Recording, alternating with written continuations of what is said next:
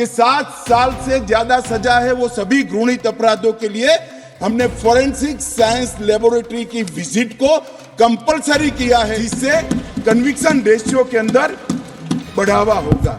ये जो पूछते हैं क्या होगा इस कानून से, इनको मैं कहना चाहता हूं, अंग्रेज चले गए, पूरे देश में 4 प्रकार की न्याय प्रणाली चलती थी। आज कश्मीर से कन्याकुमारी और द्वारका से लेकर कामाख्या तक इस कानून के आने के बाद एक ही प्रकार की न्याय प्रणाली का चलेगी। मान्यवर, ये पूछते हैं क्या होगा, मैं इनको बताना चाहता हूं। महिलाओं के अधिकारों की रक्षा की बात थी, वो आप विदेश से आए हुए कंसेप्ट और एनजीओ को थोपे गए विचारों से करते थे। हम मातृशक्ति के सम्मान के लिए परंपरागत हमारा जो सम्मान है, वो सम्मान को इस कानून के अंदर कानून का स्वरूप देने में सफल हुए, मैं बताना चाहता हूं। मान्यवर, तो पूछते हैं क्या होगा इस कानून से।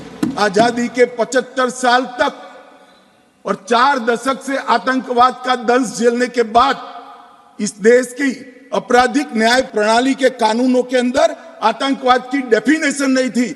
नरेंद्र मोदी जी ने जीरो टॉलरेंस टुवर्ड आतंकवाद का परिचय कराते हुए टेररिज्म की डेफिनेशन को इसके अंदर शामिल किया है। मान्यवर, जो पूछते हैं कि इस कानून से क्या होगा, मैं उनको बताना चाहता हूं कि इस कानून से राज्यद्रोह अब देशद्रोह के अंदर बदल गया है। राज्य के शासन की रक्षा के लिए एक जमाना था जब ब्रिटिश ताज का इस देश के अंदर शासन था। मान्यवर, रानी के खिलाफ कोई आवाज नहीं कर सकता, फांसी पे चढ़ा दिए जाए। महात्मा गांधी हो, तिलक महाराज हो, वीर सावरकर हो, वो राजद्रोह के कानून में कई साल जेल में रखे और आपने भी इसका उपयोग बखूबी किया। इमरजेंसी के अंदर ढेर सारे लोगों को जेल में डाल दिया, ढेर सारे विपक्ष के नेताओं। मान्यवर, हमने राजद्रोह के अंग्रेजी कंसेप्ट को समाप्त कर दिया है। शासन के खिलाफ कोई भी बोल सकता है इस देश के अंदर। अब वाणी स्वतंत्रता का अधिकार भी है और लोकतंत्र है, मगर देश के खिलाफ आप नहीं बोल सकते हो।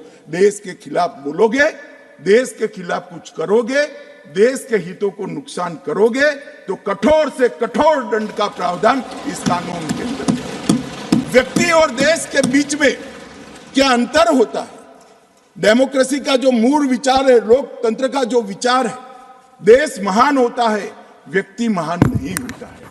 मान्यवर, इसको इस कानून के माध्यम से हम ला रहे हैं।